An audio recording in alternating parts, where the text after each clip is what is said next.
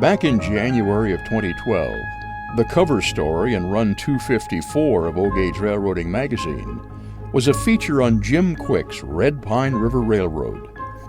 Now, while Jim's layout got all the attention in that article and video, what you didn't see was another layout which is under Jim's layout.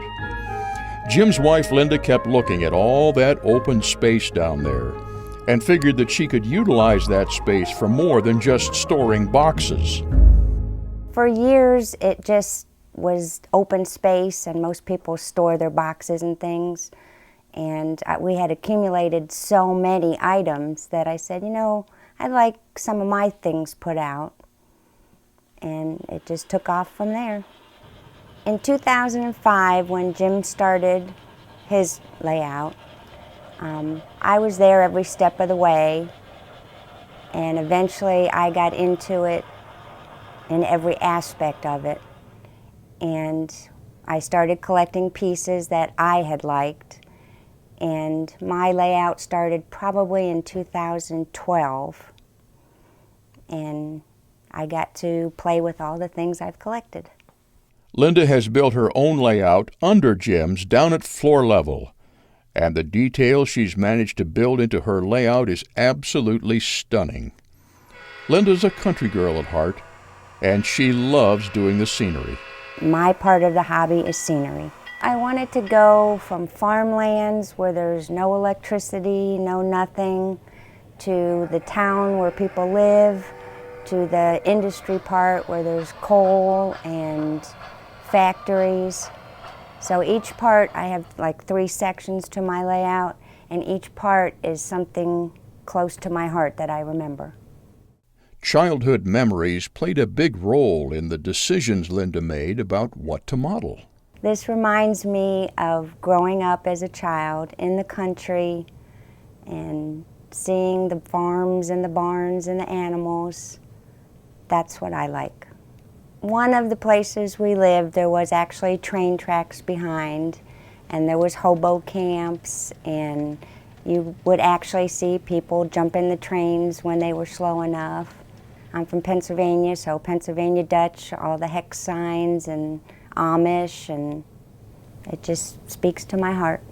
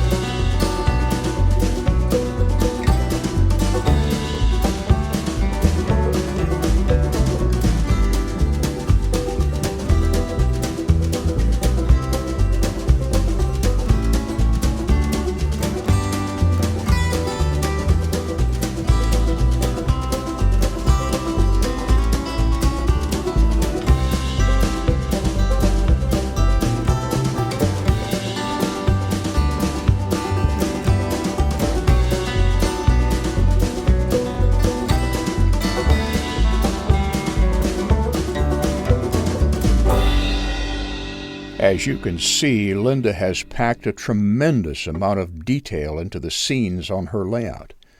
She's taken advantage of a lot of ideas and a lot of good scenery materials. A lot of things we've picked up in York at train shows. We met Jim Elster from Scenic Express. He showed us how to use his product. We travel a lot. I take pictures and I see something I like and I want to come home and try and incorporate it into my layout. I've picked up things out in the yard, sticks and flower petals. We go to Pat Catan's, Michael's, things like that.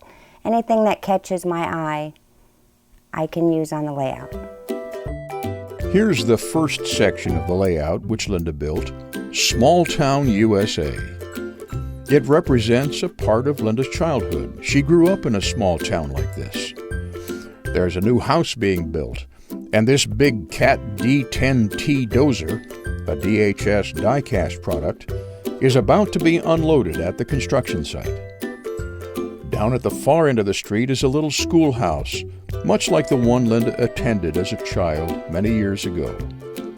And up at this end of the street is a beautiful church with a funeral on this side of the street and a wedding going on over here on this side of the street.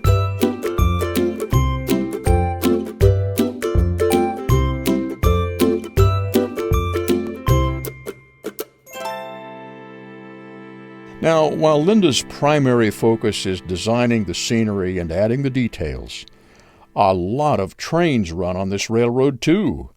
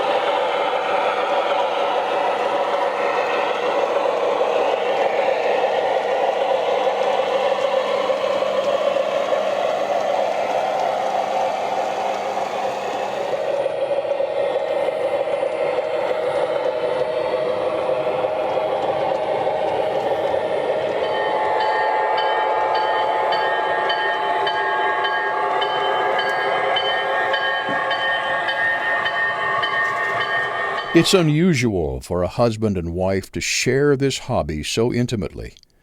Yet Linda and Jim do just that. I'd have to say this is still a team effort. Jim made the track plan. I do the ballasting and weathering. He does all the track part of it. My layout is not big into lighting or big city fancy flashing lights. It's more country, so there's not that much wiring. But just like the red pine layout of Jim's, it's still a joint effort. And I feel I practiced on his layout so I'd get mine correct. Working together on these two railroads, Jim and Linda have found the hobby to be a very social activity, and they've made many good friends as a result. When we started this, we didn't know anything about trains or scenery. We didn't know any people in the hobby, but we've met so many great people. And every day or every show we go to, we meet someone else who gets excited by what we do. Charles Griffin from Misty Mountain was a dear friend, and he was excited that I'm doing it, and I'm excited to do it back for him. Tony Lash, Bill Bramlage, all incredible layouts, but even the smallest layout we go to visit inspires me and other people. It doesn't have to be prototypical or perfect. Whatever makes you feel happy is what you should do. Whatever makes you feel happy. What a great way to describe how Linda and Jim built their layouts. Linda's work shows the country living she loves so much, with little scenes like this all over her layout.